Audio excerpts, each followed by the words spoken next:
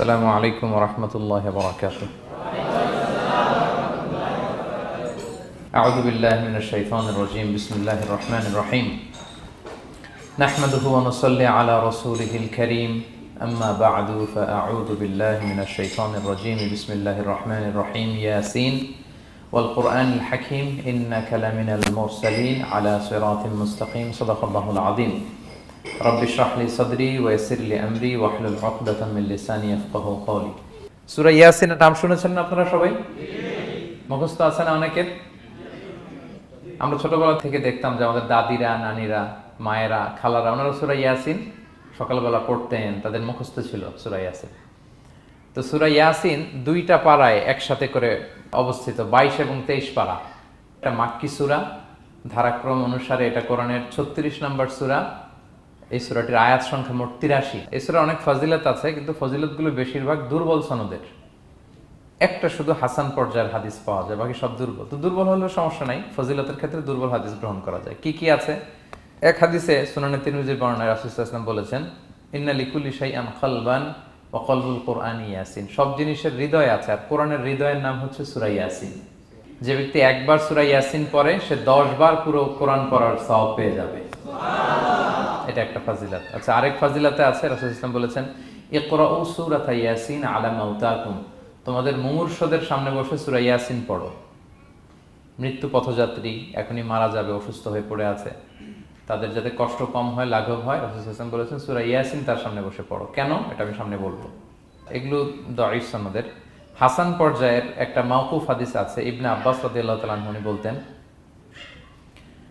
যে ব্যক্তি মান ক্বারা ইয়াসিন হিনা ইউসবিহু, সকালবেলা যদি কেউ সূরা ইয়াসিন পড়ে, তাহলে সারা দিনের সব কাজগুলো আল্লাহ তার জন্য সহজ করে দেয়। আবার রাতে যদি কেউ সূরা ইয়াসিন পড়ে, সারা রাতের সব কাজ তার জন্য আল্লাহ তাআলা সহজ করে দেয়। এবং ইবনু কাসির ওনার তাফসির মিন তাজরিবাতিহি, মানে তার এক্সপেরিয়েন্স থেকে, কোনো হাদিস দলিল না, ওনার অভিজ্ঞতা থেকে বলেছেন যে আমি যখনই কোনো বিপদে পড়েছি, সূরা ইয়াসিন তেলাওয়াত করার পর আল্লাহ তাআলা ওই কাজটা আমার জন্য সহজ করে দিয়েছেন। তো এখন সূরা ইয়াসিন বেশি বেশি তেলাওয়াত করবেন তো নাকি? ইনশাআল্লাহ। মাশাআল্লাহ, ঠিক আছে। মাক্কি সূরাগুলোর মূল প্রতিপাদ্য বিষয় হচ্ছে তাওহীদ, রিসালাত, আখিরাত। মাক্কি সূরাগুলো সাধারণত তাওহীদ, রিসালাত এবং আখিরাত নিয়ে কথা বলে। সূরা ইয়াসিনও তার ব্যতিক্রম নয়। এই সূরারও মূল কথা তাওহীদ, রিসালাত এবং আখিরাত। বিশেষ করে পুনরুত্থান, পুনরুজ্জীবন, the concept of resurrection, life after death, মৃত্যুর পরে যে আবার আমরা জাগবো ঘুম থেকে, আবার জীবন হবে, আবার বিচার হবে, এটা বিশ্বাস হয় আপনাদের? হ্যাঁ, মক্কার লোকদের বিশ্বাস হতো না। তারা অবাক হয়ে শুনতো রাসূল সাল্লাল্লাহু আলাইহি ওয়াসাল্লামের কাছ থেকে যে বলে কি, আমরা মরে যাব, পচে যাব, গলে যাব, জীর্ণ শীর্ণ হয়ে যাব, আমাদের হাড্ডি খুঁজে পাওয়া যাবে না, অস্তিত্ব পাওয়া যাবে না, আবার আমরা নাকি জীবিত হব, আবার নাকি উঠবো, আবার বিচার, আবার কি কি বলে মুহাম্মদ। তারা মিলাতেই পারতো না এটা। এই জন্য তাদের কাছে দ্য কনসেপ্ট অফ আখিরা, life after death, specially the concept of রেসারেকশনটাকে ক্লিয়ার করার জন্য আল্লাহ তাআলা এই সূরাটা নাযিল করেছেন। তাহলে এই সূরার সেন্ট্রাল থিম, মূল প্রতিপাদ্য বিষয় হচ্ছে পুনরুজ্জীবন বা পুনরুত্থান, মানে আবার যে আমরা পুনরায় উঠবো। বিশ্বাস হয় আপনাদের? হ্যাঁ, এটা কিন্তু মহাসত্য, বিশ্বাস রাখতে হবে আমাদের যে না, মরে গেলে সাময়িক দেখা যায় পচে যায়, কিন্তু আবার আমরা উঠবো। এবং এজন্যই মুমূর্ষু ব্যক্তির সামনে সূরা ইয়াসিন পড়তে বলা হয়েছে। আপনি যখন সূরা ইয়াসিন পড়বেন, তার সামনে কাইন্ড অফ আপনি তাকে বোঝাতে যাচ্ছেন যে আপনি প্রকৃতপক্ষে মারা যাচ্ছেন না, এটা আপনার জীবনের পূর্ণ সমাপ্তি নয়, বরং এটা এই নশ্বর দুনিয়া থেকে আপনার অস্তিত্বের সাময়িক একটা বিদায়। কেউ যে মারা যাচ্ছে, আমার দাদা, আমার বাবা মারা যাচ্ছে, আমরা বিদায় দিচ্ছি, আজীবন হারাই ফেললাম নাকি তারে আমরা? কি সে কি আজীবনের জন্য মিসিং? সাময়িক একটা বিদায়, একটা শর্ট ব্রেক। ওনার অস্তিত্বের এই নশ্বর দুনিয়া থেকে ওনার অস্তিত্বের সাময়িক একটা বিদায়, কিন্তু পরবর্তী দুনিয়ায় তিনি কিন্তু আবার অনন্ত জীবন লাভ করবেন। তার মানে শারীরিক একটা মৃত্যু হচ্ছে, তার রুহের কোনো মৃত্যু নেই, হয় ইল্লিনে নয় সিজ্জিনে। ঠিক কিনা বলেন? আমাদের রুহগুলো কিন্তু মরে না, এটা আল্লাহর অর্ডারে ঢুকেছে, আল্লাহর অর্ডারে বের হয়, হয় ইল্লিনে নয় সিজ্জিনে। বিশ্বাসীদের রুহগুলো ইল্লিনে থাকে, আমাদের রুহগুলো যেন সেখানে থাকে, আমরা আল্লাহর কাছে কামনা করি, আমরা পড়ি আমিন। এজন্যই মৃত ব্যক্তিদেরকে আশাব্যঞ্জক করার জন্য এই সূরার মধ্যে যে কথাগুলো বোঝানো হচ্ছে যে আবার আপনি উঠবেন, আবার জীবিত হবেন, আবার আমরা মিলিত হব, বিচারের মুখোমুখি হব, আবার আমরা জান্নাতে একত্রিত হব, আমাদের গেট টুগেদার হবে, আমাদের রিট্রিট হবে, মানে মৃত্যুর মধ্যে আমরা আনন্দ খুঁজে বেড়াই নাকি? হ্যাঁ, মৃত্যু নিয়ে অনেকের কথা ভয়, কিন্তু আমরা তো মৃত্যুই একমাত্র ওয়ে যার মধ্য দিয়ে আমরা আমাদের রবের সাথে সাক্ষাতের গেট ওয়ে। এটা আল্লাহর সাথে সাক্ষাতের প্রথম ধাপ হচ্ছে আপনাকে দুনিয়া ছাড়তে হবে, এছাড়া কি আল্লাহর সাক্ষাৎ পাওয়া যাবে? যাবে না। এই জন্য মৃত ব্যক্তির সামনে আল্লাহর হাবিব সাল্লাল্লাহু আলাইহি ওয়াসাল্লাম রাহমাতুল লিল আলামিন মুহাম্মদ রাসূলুল্লাহ সাল্লাল্লাহু আলাইহি ওয়াসাল্লাম তিনি সূরা ইয়াসিন তেলাওয়াত করতে বলেছেন। তাহলে সেন্ট্রাল থিম ক্লিয়ার সবার কাছে না? এবার আসেন কিছু প্রাইম লেসন, কোর লেসন সূরা ইয়াসিন থেকে। আমি সম্ভবত গত বছর আমার ভেরিফাইড ফেসবুক পেজ থেকে আমি 4টা লাইভ সিরিজ করেছি 4 ঘন্টার সূরা ইয়াসিনের উপর। আপনারা শুনবেন এগুলো, খুবই ওয়েল ডকুমেন্টেড ম্যানারে একাডেমিক ওয়েতে আলোচনা করেছি। যাদের সময় আছে শুনবেন এই লাইভগুলো। তো আমি এখন শুধু সার নির্যাসটা প্রাইম লেসন বা কোর লেসনগুলো নিয়ে আসি। 1 নম্বর লেসন হচ্ছে আল্লাহ তাআলা বলেছেন যে কোরআনের আয়াতগুলো একটার সাথে আরেকটা well connected, completely well knit, এটা well protected. One doesn't differ the other or contradict the other. কোনো আয়াত আরেক আয়াতের বিপরীতে যায় না, একটা আরেকটার সম্পূরক, পরিপূরক, ওয়েল নেট, ওয়েল কানেক্টেড। এটাই প্রমাণ করে যে এটা কার কাছ থেকে নাজিল হয়েছে? আল্লাহ সুবহানাহু ওয়া তাআলার কাছ থেকে নাজিল হয়েছে। আল্লাহ তাআলা এটাই বলেছেন ইয়াসিন, তারপরে ওয়াল কুরআনিল হাকিম। হাকিম বিমানা মুহকাম, মানে কোরআনের আয়াতগুলো পোক্ত। এটা হচ্ছে completely well net, perfectly connected, একটা আরেকটার সাথে কানেক্টেড। এক আয়াত ইফাসসিরু বা'দুহু বা'দান, এক আয়াত আরেক আয়াতকে ব্যাখ্যা করে। অনেক কথা কোরআনের এক জায়গায় সংক্ষেপে বলা হয়েছে, আরেক জায়গায় বিস্তারিত, এক জায়গায় ছোট করে আরেক জায়গায় বড় করে। কোন আয়াত আরেক আয়াতের সাথে কন্ট্রাডিক্ট করে না। আল্লাহ তাআলা বলছেন আফালা ইয়াতাদাব্বারুনাল কুরআন ওয়ালাউ কানা মিন ইনদি গায়রিল্লাহি লাওয়াজাদু ফীহি ইখতিলাফান কাসীরা। তারা কি কোরআন নিয়ে গবেষণা করবে না? এই কোরআন যদি আল্লাহ ছাড়া অন্য কারো কাছ থেকে নাজিল হতো তাহলে তারা কোরআনের মধ্যে অনেক বিরোধ দেখতে পেত, পরস্পর বিরোধ, অনেক বিরোধ দেখতে পেত। কিন্তু কোরআনের ভেতরে এই পুরো 30 পারায় কোথাও কি এক আয়াতের সাথে আরেক আয়াতের কন্ট্রাডিকশন আছে? কোনো বিরোধ আছে বলেন? না, এটা ওয়েল নেট, ওয়েল কানেক্টেড। অন্য আয়াতে আল্লাহ বলছেন লা ইয়াতিহিল বাতিলু মিন বাইনি ইয়াদাইহি ওয়ালা মিন খালফি। সামনে থেকে পেছন থেকে কোরআনে কোনো বাতিল অনুপ্রবেশ করতে পারে না, কারণ তানজিলুম মিন হাকিমিন হামিদ, এটা প্রজ্ঞাময় প্রশংসিত আল্লাহর পক্ষ থেকে এটা প্রোটেক্টেড একটা কিতাব নাজিল হয়েছে। ফলে এটা কিয়ামত পর্যন্ত প্রোটেক্টেড থাকবে। এক আয়াত আরেক আয়াতের ব্যাখ্যা করে দেয়, এটা হচ্ছে একটা ব্যাখ্যা। আবার আল কোরআনিল হাকিম মানে হচ্ছে বিজ্ঞানময় কোরআন। কোরআনের মধ্যে অনেক বিজ্ঞানের কথাও আছে। শুধু বিজ্ঞান নিয়ে কি আছে, প্রায় 1.5 ঘন্টার লেকচার আছে আমার। Scientific indications of the holy Quran, cosmic symbols, natural phenomena, cosmology, embryology, morphology, blah blah blah, অনেক কিছু। কিভাবে এই পানি উপরে যায়, ওয়াটার সাইকেল, হাইড্রোলজিক্যাল সাইকেল, বৃষ্টি হয়, সূর্য কিভাবে ডুবে ওঠে, চাঁদ, তারপর মহাবিস্ফোরণ, বিগ ব্যাং থেকে শুরু করে মায়ের পেটে বাচ্চার ভ্রূণ কিভাবে ডেভেলপ করে, যত কসমিক সিম্বল আছে কোরআনে, এটা নিয়ে আমার 1.5 ঘন্টার একটা কোরআনের সায়েন্টিফিক ইন্ডিকেশনাল লেকচার আছে। তো সেদিকে আমি যাব না। তো আল কোরআনুল হাকিমের 2টা ব্যাখ্যা হয়। এক হচ্ছে মুহকাম, মানে কোরআনের আয়াতগুলো প্রোটেক্টেড, কানেক্টেড। আরেকটা হচ্ছে কোরআনের আয়াতগুলো বিজ্ঞানসম্মত, বিজ্ঞানের সাথেও কন্ট্রাডিকশন করে না। কিছু যদি অমিল থাকে, বিজ্ঞানের অপেক্ষা করা উচিত।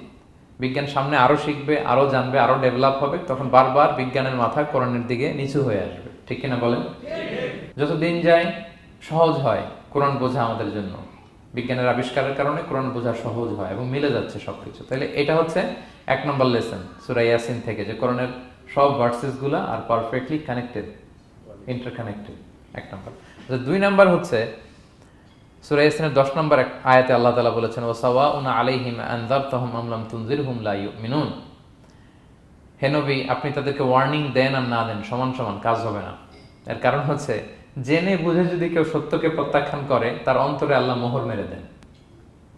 জেনে বুঝে সত্যকে প্রত্যাখ্যান করলে, আমি বুঝি নাই, আমি শুনি নাই, আমি জানি নাই, এটা আল্লাহ মাফ করবে। আমি কনভিন্স হই না, এই জন্য মানতেছি না, কিন্তু আমি জানি এটা সত্য, এরপরেও যদি সত্যটা গ্রহণ না করি, তাহলে কার মুক্তি আছে বলেন তো? না, তাহলে মুক্তি নেই। এজন্য যারা সত্যান্বেষী তাদেরকে আল্লাহ পছন্দ করেন। ভুল করে না এরকম কোনো মানুষ নাই পৃথিবীতে। সবাই আমরা ভুল করি, সবার ভুল হয়, এটাতে কোনো অসুবিধা নেই। কিন্তু জেনে আমি সত্যকে মানবো না, এটা আল্লাহ কখনো মেনে নেয় না। অন্য আয়াতে সূরা বাকারা আল্লাহ বলছেন খতামাল্লাহু আলা কুলুবিহিম ওয়া আলা সামঈহিম ওয়া আলা আবসারিহিম গিশাওয়া ওয়া লাহুম আযাবুন আযীম। যারা জেনে বুঝে সত্যকে মানে না, নেগলেক্ট করে, তাদের অন্তরে আল্লাহ সিল গালা মেরে দিয়েছেন। কর্ণকুহরে ছিপি ঢুকিয়ে দিয়েছেন, চোখের সামনে পর্দা, কিছু দেখে না, কারণ ওরা সত্যটা মানতে চায়, নিয়তি করে ফেলছে যে আমি মানবো না। কেউ যদি নিয়ত করে ফেলে দেন আমি বুঝবো না, যত বুঝাক তারা বোঝানো যাবে। আমরা বাংলা একটা কথা বলি না যে ঘুমিয়ে থাকলে তাকে জাগানো সহজ, কিন্তু ঘুমের ভান ধরলে, ভান ধরে আছে ওরা তো ধাক্কা মারতেছি টানতেছি, ওকে উঠবে ঘুম থেকে না। এটার উদাহরণ দেখেন আবু জাহেল আর ওমরে ফারুক রাদিয়াল্লাহু তাআলা আনহু, দুইজনই ইসলামের শত্রু ছিল, ইসলাম বিরোধী ছিল, কিন্তু ওমরে ফারুক রাদিয়াল্লাহু তাআলা আনহু ছিলেন সত্যান্বেষী, সত্য শুনলেই মানতেন। কিন্তু আবু জাহেল ছিল তার বিপরীত, সে ছিল গোড়া, অহংকারী, ইগোইস্টিক সমস্যা ছিল তার। সে জানতো যে আল্লাহর হাবিব সাল্লাল্লাহু আলাইহি ওয়াসাল্লাম আল্লাহর পক্ষ থেকে নাজিল হওয়া আসা একজন রাসূল, কোরআন আল্লাহর পক্ষ থেকে নাজিল হওয়া একটা কিতাব, জানার পরেও সে মানে নাই, ফলে তার নসিবে হেদায়েত জোটে নাই। কিন্তু ওমরে ফারুক রাদিয়াল্লাহু তাআলা আনহু কিছুদিন পরেই উনি শাহাদা পড়ে ফেলছেন, এবং রাসূল সাল্লাল্লাহু আলাইহি ওয়াসাল্লাম দোয়া করেছিলেন যে আল্লাহ আল্লাহুম্মা আইজ্জাল ইসলাম বি আহাব্বি হাযাইনির রাজুলাইনি ইনদাক, আল্লাহ দুজন লোকের যাকে তোমার ভাল লাগে তাদের একজনকে ইসলামের ছায়াতলে এনে তুমি ইসলামটাকে শক্তিশালী করো। একজন হচ্ছে আবু জাহাল আর একজন হচ্ছে ওমর। আল্লাহ তাআলা কার জন্য দোয়াটা কবুল করেছেন বলেন তো? ওমর ফারুকের জন্য, কারণ ওনার হৃদয়টা সাদা ছিল, সাদা মনের মানুষ, কলবে সালিম, সত্য যেখানে ওইটাই উনি গ্রহণ করতেন, সত্যের সামনে দুর্বল ছিলেন। আর আবু জাহেল জেনে বুঝে সত্যকে প্রত্যাখ্যান করেছে। সো 2 নাম্বার শিক্ষাটা আমরা যেটা পেলাম, যে জেনে বুঝে সত্য প্রত্যাখ্যান করলে আল্লাহ তার জন্য হেদায়েত বরাদ্দ রাখেন না। এজন্য আমরা আমাদের বাকি জীবনটুকু আমরা এই মেন্টালিটি, মাইন্ডসেট যেন আমাদের থাকে যে সত্য দেখলেই আমরা মানবো, যেখানেই সত্য ওইটাই আমি গ্রহণ করবো। কি বলেন? এটা যদি আমার বিরুদ্ধে যায়, আমার দলের বিরুদ্ধে গেলে, বাবার বিরুদ্ধে গেলে, মানতেই হবে আমাকে। সত্য যেখানে আছে ওখানেই আমাদেরকে ছুটে যেতে হবে। দুটো চলে গেল। 3 নাম্বার হচ্ছে আমরা পৃথিবীতে যা করি, আমরা অনেক সময় মনে করি যে দরজা বন্ধ করে দিলে, সুইচটা অফ করে দিলে আর বুঝি কেউ দেখে না। তা আসলে আমরা আসমানি বিশেষ নজরদারির ভেতরে আছি, এটা আমরা ভুলে যাই যে সবার চোখ ফাঁকি দেয়া গেল, একজনের চোখ ফাঁকি দেয়া যায় না। তিনি কে বলেন তো? লা তুদরিকুল আবসার ওয়া হুয়া ইউদরিকুল আবসার ওয়া হুয়াল লাতীফুল খাবীর। কেউ তারে দেখে না, কিন্তু তিনি সবাইকে দেখে। কোন চোখ তাকে দেখে না, কিন্তু তিনি সব চোখগুলোকে দেখে। তাহলে 3 নম্বর লেসন হচ্ছে everything is recorded in well documented man. আমরা যা বলি, যা করি, যা লিখি, সবকিছু রেকর্ডেড, রেকর্ড করা হচ্ছে। কিন্তু সেদিন আপনি দেখবেন, ভালো করলেও দেখবেন, খারাপ করলেও আপনি দেখবেন। তার মানে সবকিছু লিপিবদ্ধ হচ্ছে, সংরক্ষিত হচ্ছে। এটা আল্লাহ কোথায় বলেছেন? সূরা ইয়াসিনের 12 নম্বর আয়াত। আল্লাহ বলেন নাকতুবু মা কদ্দামু ওয়া আসারহুম, তারা যা আমল করেছে আমি লিখে রাখি। ওয়া আসারহুম, এবং যা তারা দুনিয়ার জন্য রেখে গিয়েছে তাও লিখে রাখি। মানে এনি অ্যাকশন দে লেফট বিহাইন্ড, এনি ইফেক্ট দে লেফট বিহাইন্ড। এটা সাদাকায়ে জারিয়া বা গুনায়ে জারিয়া। সাদাকায়ে জারিয়া হচ্ছে আপনি একটা ভালো কাজ করছেন, ধরেন যে দ্বীনি জ্ঞান শিক্ষা দিচ্ছেন, আমি সূরা ফাতিহা শিক্ষা দিলাম আপনাদেরকে, তো আপনারা এটা দিয়ে আজীবন নামাজ পড়তেছেন, আপনার সওয়াব তো আপনি পাবেনই, কিন্তু ওই যে আমি শিক্ষা দিলাম একটা পার্সেন্টেজ সওয়াব আজীবন আমার আমল নামে আসবে। শুধু তাই না, আপনি যে আবার আরেকজনকে সূরা ফাতিহা শিক্ষা দিবেন, সে তার পরবর্তী নেক্সট জেনারেশনকে সূরা ফাতিহা, এইভাবে কিয়ামত পর্যন্ত এই চেইন ধরে সূরা ফাতিহা যত লোক শিখবে তারা তাদের সওয়াব ঠিকই পাবে, কিন্তু তার একটা পার্সেন্টেজ সওয়াব আল্লাহ তাআলা আমার আমল নামায় দিয়ে দিবে। এটাকে বলে আসার। ওয়া নাকতুবু মা কদ্দামু, নিজে যা আমল করলাম আল্লাহ বলে এটাও লিখে রাখছি। ওয়া আসারহুম, any effect you left behind in this দুনিয়া, যেটা আপনি রেখে গেছেন এটাও আল্লাহ লিখে রাখবে। এবং ওয়াকুল্লা শাইইন আহসাইনাহু ফি ইমামিন মুবিন, আল্লাহ বলেন সবকিছু একটা নথির ভেতরে নথিবদ্ধ করে। নথি চিনেন তো না? ডায়েরি। তারপর আমাদের বাংলাদেশে তো যে আগে হাল খাতা করতো না, টালি খাতা বিশাল বড় বড়, এখন আছে কিনা, বিশেষ করে মুদির দোকানে দেখা যায় বড় মোটা মোটা ধপাস করে সে টেবিলের উপর ফেলে, তারপর আপনার নাম দেখে বের করে আপনার কত বাকি, কত দিতে হবে, এই যে টালি খাতা, হ্যাঁ, এই নথি করে রাখছে আল্লাহ তাআলা আমাদের সবকিছু যা করলাম, যেটার ইফেক্ট দুনিয়াতে আমি রেখে গেলাম। এবং অন্য আয়াতে আল্লাহ তাআলা বলছেন মা ইয়ালফিযু মিন কাওলিন ইল্লা লাদাইহি রাকীবুন আতীদ, আমি মুখ দিয়ে যা উচ্চারণ করি সব আল্লাহ তাআলা একজন পর্যবেক্ষক ফেরেশতার মাধ্যমে তুলে রাখেন, সব আপনি দেখতে পাবেন। শুধু তাই না, এখানে একটা স্পেশাল লকেট রেখেছেন আল্লাহ। আল্লাহ বলেন ওয়াকুল্লা ইনসানিন আলজামনাহু তায়রাহু ফি উনুকিহি ওয়া নুখরিজু লাহু ইয়াওমাল কিয়ামাতি কিতাবান ইয়ালকাহু মানশুরা, প্রত্যেকের গ্রীবালগ্নে আমি একটা স্পেশাল সিম কার্ডের মতো রেখেছি, যা বলো এখানে রেকর্ড হয়ে আছে, কিয়ামতের দিন আমি সব বের করে দিব। তাহলে পালানোর জায়গা আছে? That means we are under surveillance, হ্যাঁ, 24/7 আল্লাহ তাআলা মনিটর করছেন, এবং এই বিশেষ আসমানি নজরদারি থেকে আমরা কেউই মুক্ত না। তাইলে লাইট বন্ধ করে দিলেন, দরজা আটকায় দিলেন, কেউ দেখে না, না? কেউ যেটা দেখে না সেটা দেখেন কে?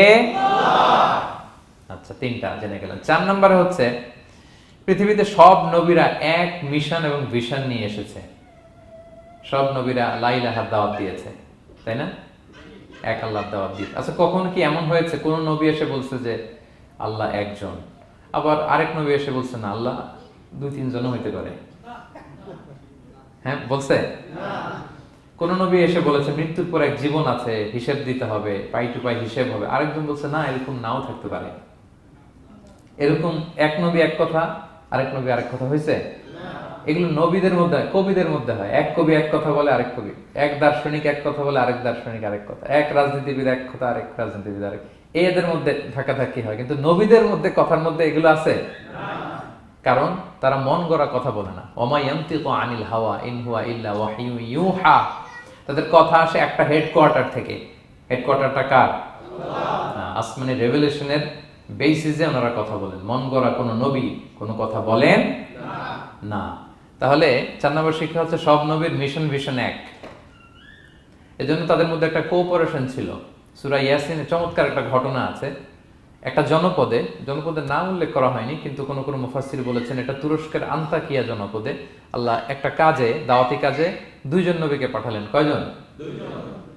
কাজ একটা, কিন্তু কয়জন? 2 জন। এরকম সাধারণত অন্য নবীদের ক্ষেত্রে হয় না, কোরআনে পাওয়া যায় না যে এক কাজে এক জায়গায় 2 নবী, এরকম হয় না। এক্সেপ্ট মুসা আলাইহিস সালাম, ওনার কথা বলার জড়তা ছিল, তো উনি আল্লাহকে বলেছেন আল্লাহ আমাকে যেই তাওরাত দিয়ে পাঠালেন আমি তো কথা ক্লিয়ারলি বলতে পারি না, জড়তা, মামলিং হয় আমার মুখে।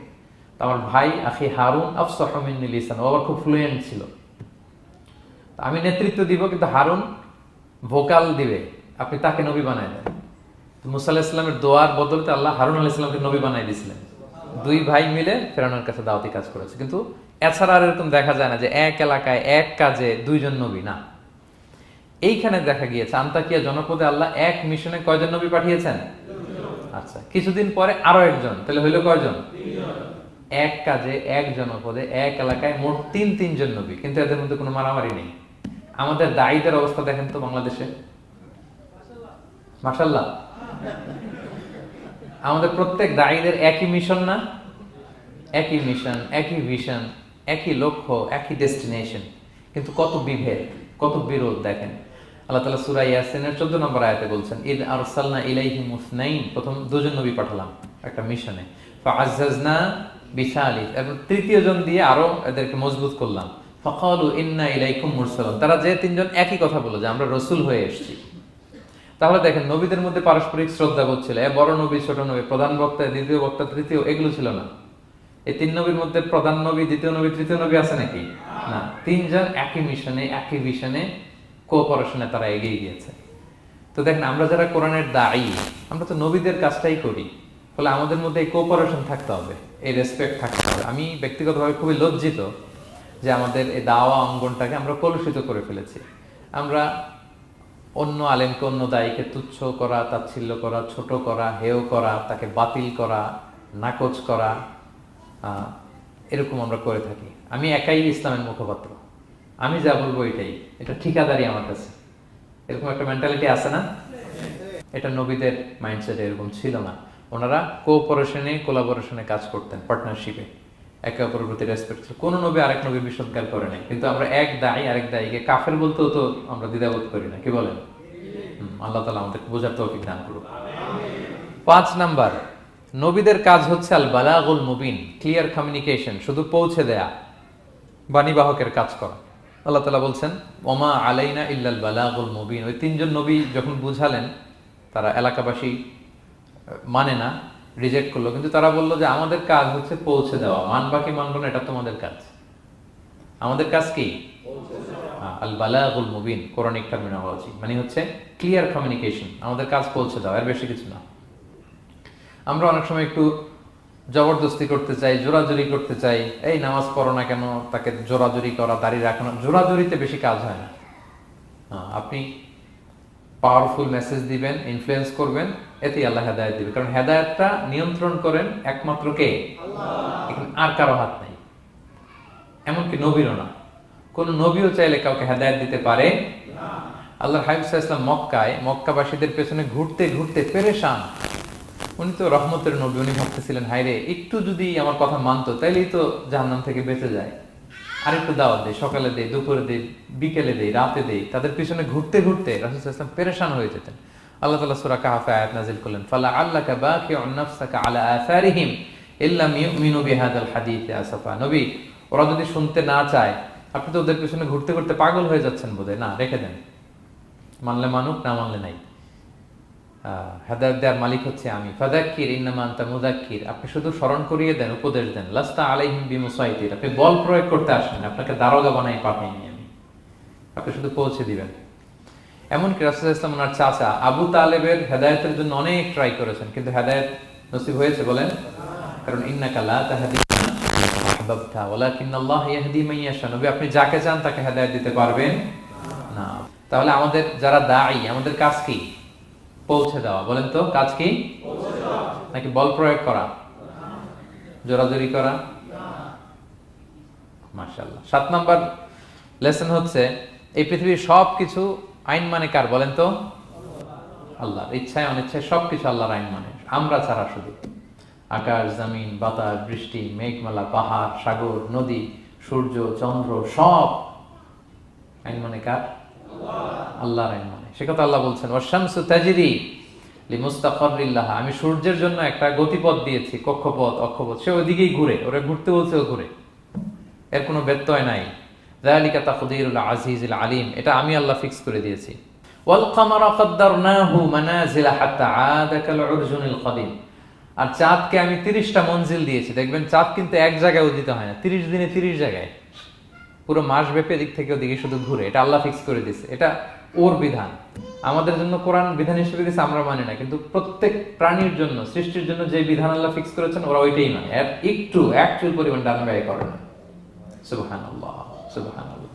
সো জগতের সবকিছু আল্লাহর দেয়া বিধান মেনে চলে, কারণ গোটা জগৎটাই তো তার। গোটা জগৎটা কার বলেন? ফলে আইনও চলবে তার। আমরা যেন আল্লাহর সবগুলো আইন মেনে চলি।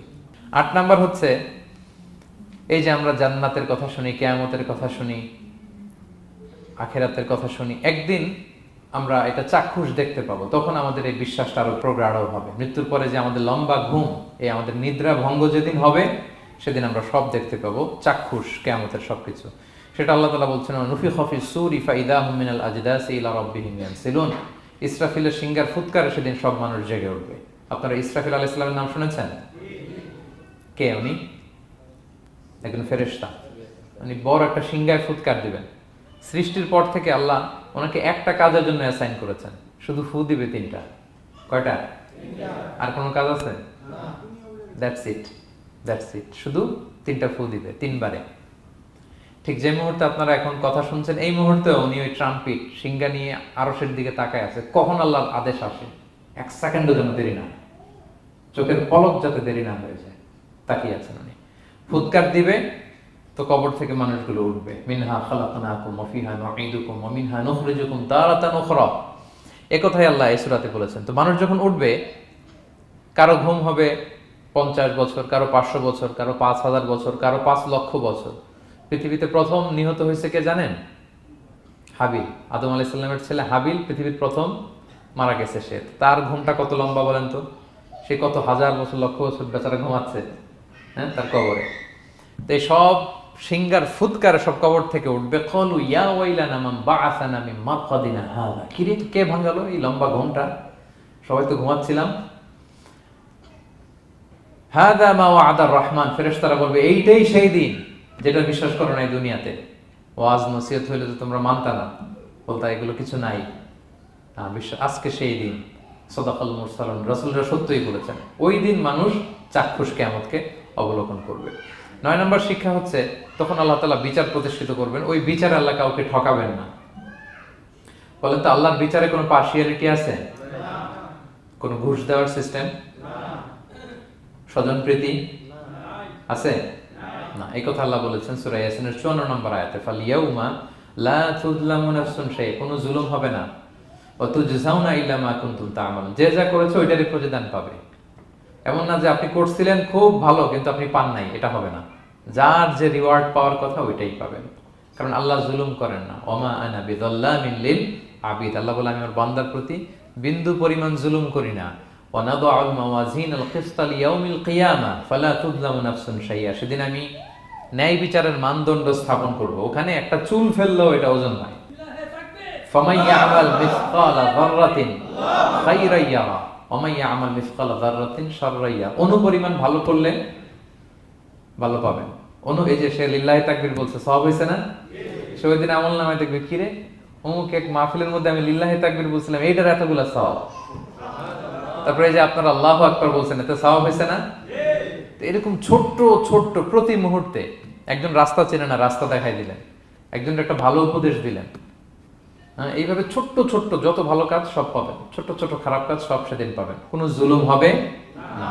আচ্ছা, 10 নম্বর শিক্ষা হচ্ছে যারা জান্নাতে যাবে, জান্নাতের একটা ফিচার হচ্ছে, মেজর ফিচার, জান্নাতে যে জান্নাতীরা যা চাবে তাই পাবে, কোনো না নাই সেখানে, যার যেটা মনে চায়।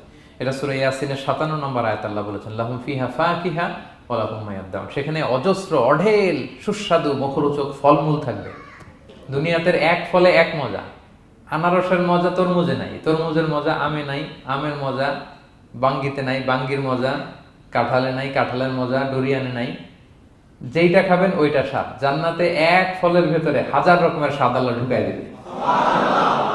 আচ্ছা, দুনিয়াতে যে কমলা খান, কমলার ছোলা খান, হ্যাঁ, ডাব যে খান, ডাবের ছোলাটা খান, শুধু পানি, ওইখানে ডাবের চেয়ে আর ডাবের ছোলা মজা লাগবে। কমলার চেয়ে কমলার ছোলা হবে আরো সুস্বাদু।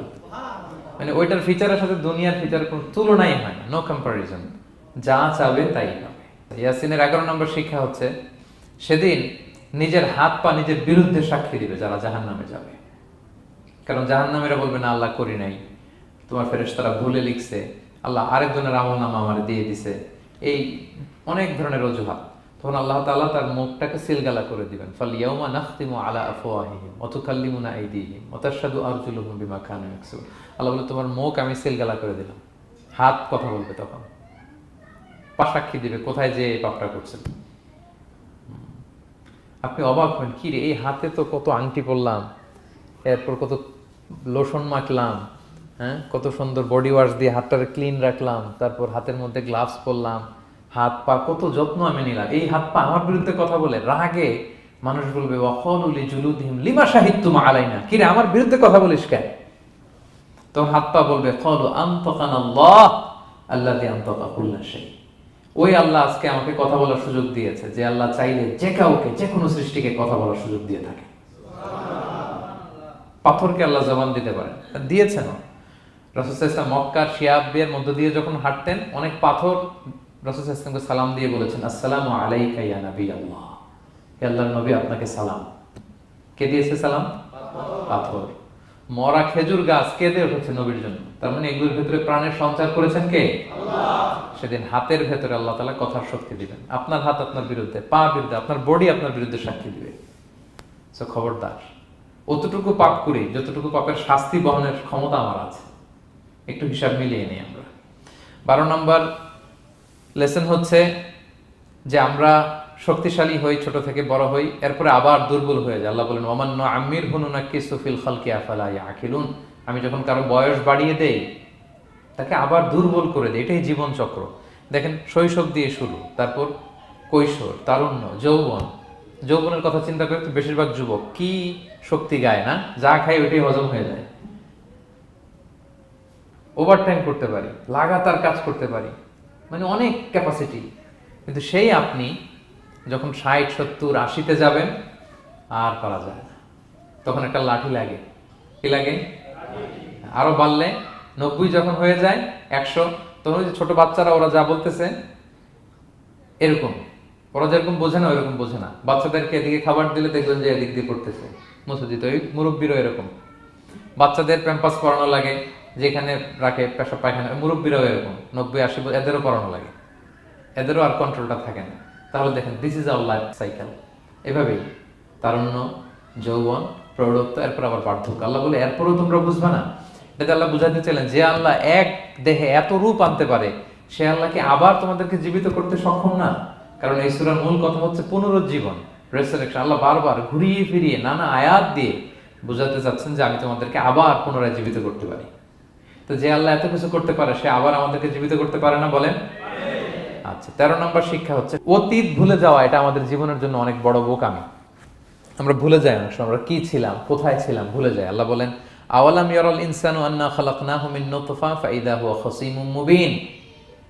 মানুষ কি দেখে না যে ওদেরকে আমি কোত্থেকে সৃষ্টি করছি? দেখেন, আমাদের এত বড় বাড়ি গাড়ি, আমাদের এত নাম যশ খ্যাতি, আমরা আদিতে কি ছিলাম? সামান্য এক ফোঁটা বীর্য। বাবার পিঠ থেকে, মায়ের গর্ভে ছোট্ট একটা পানি থেকে আমাকে সৃষ্টি করেছেন কে? আল্লাহ। এই সৃষ্টির আগে তো কিছুই ছিলাম না। আপনার বয়স এখন 50। আচ্ছা, 500 বছর আগে আপনি কই ছিলেন বলেন? আপনার দাপটে তো আজকে থাকা যায় না এই পৃথিবীতে। সব নাকি আপনার, এরকম বলে না? সব আমার, আমার পাওয়ার, আমার ক্ষমতা। আজ থেকে জাস্ট 500 বছর আগে আপনি কই ছিলেন? আপনার কোনো নাম ছিল? আপনার কোনো গ্রাম ছিল? কোনো অ্যাড্রেস ছিল? কোনো খ্যাতি ছিল? দাপট ছিল? লোক লস্কর কিছু ছিল? ক্ষমতা আসলো কোত্থেকে আপনার? আল্লাহ বলে, হাল আতা আলাল ইনসানি হিনুম মিনাদ দাহরি লাম ইয়াকুন শাইআম মাযকুরা। মানুষকে দেখে না যে একটা সময় ও কিছুই ছিল না, কিছুই তো ছিল না। তুমি অস্তিত্বহীনতা থেকে তোমার অস্তিত্ব আল্লাহ দিলেন দয়া করে, ছোট্ট ছোট্ট করে মায়ের পেটে এতটুকু থেকে। আপনি ওই বিজ্ঞান প্রযুক্তি জাদুঘরে গিয়েছিলাম আমি আগারগাঁওতে, ওখানে মায়ের পেটে যেগুলো বাচ্চাগুলো ডেভেলপ করে নাই তারা রেখে দিয়েছে পানির মধ্যে 1 সপ্তাহ 2 সপ্তাহ 1 মাস 2 মাস 3 মাস এরকম বাচ্চাগুলো ছোট, ওই ব্যাঙ্গাচির মতো ছিলাম আমরা। বর্ষাকালে ব্যাঙের পোনা দেখছেন? জাস্ট লাইক ব্যাঙের পোনা, এত ক্ষুদ্র ছোট্ট আমরা ছিলাম। আল্লাহ বলে, তুমি দেখো না তোমার পিছনটা কি ছিল? অতীত। এজন্য অতীত ভুলে যাওয়া যাবে না। 14 নম্বর শিক্ষা হচ্ছে পুনরুত্থান, যেটা আসল শিক্ষা সূরা ইয়াসিনের, মানে মৃত্যু পরবর্তী জীবন। এটা মহাসত্য, এটা হবেই। হ্যাঁ, লম্বা আয়াত, আমি শুধু মূল কথাটা বলি। আস ইবনে ওয়াইল মক্কায় রাসূল সাল্লাল্লাহু আলাইহি ওয়াসাল্লামের কাছে একটা মরা লাশের হাড্ডি, কঙ্কাল থেকে হাড্ডি এনে, এটা 100 বছর আগের হাড্ডি, এরকম হাত দিয়ে গুঁড়া করে এটা পাউডার হয়ে গেছে। রাসূল সাল্লাল্লাহু আলাইহি ওয়াসাল্লামের কাছে এসে ভেবে একটা ফু মারলো, ফু দেওয়ার সাথে সাথে এটা বাতাসে মিলে গেছে। তো বলতেছে, মুহাম্মদ, এই যে কঙ্কালের এই পাউডারটা, তুমি বলতেছো এইটারে আল্লাহ জীবিত করবে, এটারে রিকনস্ট্রাক্ট করবে? কি বলো তুমি? What you talking about? এটাও সম্ভব? আল্লাহ এই কথাটা সূরা ইয়াসিনে তুলে ধরলেন, যে দারাবা লানা মাসালান ওয়া নাসিয়া খালকা ক্বালা মান ইউহিল ইযামা ওয়া হিয়া রামীম। এটারে কে আবার জীবিত করবে? এটা তো জীর্ণ শীর্ণ ধুলা বালু পাউডার হয়ে গিয়েছে। আল্লাহ বলেন, কুল, নবী আপনি ওয়াইলকে বলেন, ইউহিহাল্লাযী আনশাহা আউওয়ালা মাররা। ওই আল্লাহ সৃষ্টি করবেন যে এটারে প্রথমে বানাইছিলেন। এটার তো অস্তিত্ব ছিল না। অস্তিত্বহীন থেকে যখন আল্লাহ বানাইতে পারেন, এটা মরে যাওয়ার পরে তারে আল্লাহ আবারও বানাতে পারবেন। ঠিক কিনা বলেন? আচ্ছা বলেন, কোন জিনিস প্রথমে বানানো সহজ না দ্বিতীয়বার বানানো সহজ? দ্বিতীয়বার, তাই না? তো প্রথমেই যেহেতু আল্লাহ আমাদেরকে বানাই ফেলতে পারছে, মরে গেলে, গলে গেলে, পচে গেলে দ্বিতীয়বার বানানো কেন জন্য কঠিন হবে? কঠিন হলে তো প্রথমবার হওয়ার কথা ছিল, যেহেতু নমুনা ছিল না। আল্লাহর কাছে কোনো মডেল ডিজাইন ছিল যে এটার আলোকে এটা ছিল? তো সেই আল্লাহ যখন আমাদেরকে বানাই ফেলতে পারছেন প্রথমবার, দ্বিতীয়বার কি তার জন্য কঠিন না সহজ? তখন বিষ্ণু ইসলাম বললেন যে এই পাউডার, তুমি যে কঙ্কালের হাড্ডি ফু দিয়ে বললা, এটাকে আল্লাহ জীবিত করবেন। অনুরূপভাবে তোমাকেও জীবিত করবেন এবং তোমাকে জাহান্নামে নিক্ষেপ করবেন। আল্লাহ জাহান্নাম থেকে আমাদেরকে হেফাজত করুন। সহিহ মুসলিমের হাদিসে আল্লাহর হাবিব সাল্লাল্লাহু আলাইহি ওয়াসাল্লাম বলেন, ইন্না ফিল ইনসানি আযমান, মানুষের দেহে একটা হাড্ডি কণিকা আছে, লা তাকুলুল আরদু আবাদা। এই হাড্ডি কণিকা জমিন কখনো খেতে পারে না। মানে আমাদেরকে কবর দিয়ে দিলে তো মাটি পুরো লাশটা খেয়ে ফেলে, 50-100 বছর পরে আর কিছুই থাকে না আসলে। আমাদের হাড় গোড়ও থাকে না, ওইটাও পাউডার হয়ে যায়, পোকামাকড় খেয়ে ভ্যানিশ। কিন্তু একটা জিনিস ছাড়া, আমাদের এই যে শির দ্বারা ব্যাকবোন, আমাদের স্পাইনাল কর্ডের একেবারে নিচে ট্রায়াঙ্গেল ছোট্ট একটা হাড্ডি কণিকা আছে, ত্রিভুজ আকৃতির। এটাকে ডাক্তারি ভাষায় বলে কক্সিক্স, টেইল বোন, পুচ্ছাস্তি বলে। এই ছোট্ট কণা, এইটা নষ্ট হয় না। আল্লাহ বলে, এইটাকে বেইস ধরে আমি কিয়ামতের দিন তোমাদের সবাইকে আবার জীবিত করব। হিন্দুরা যে শ্মশানে লাশ পোড়ায়, সব পুড়ে যায়, কক্সিক্স পুড়ে নাই, ছোট্ট কক্সিক্স কোথা হয় জানেন?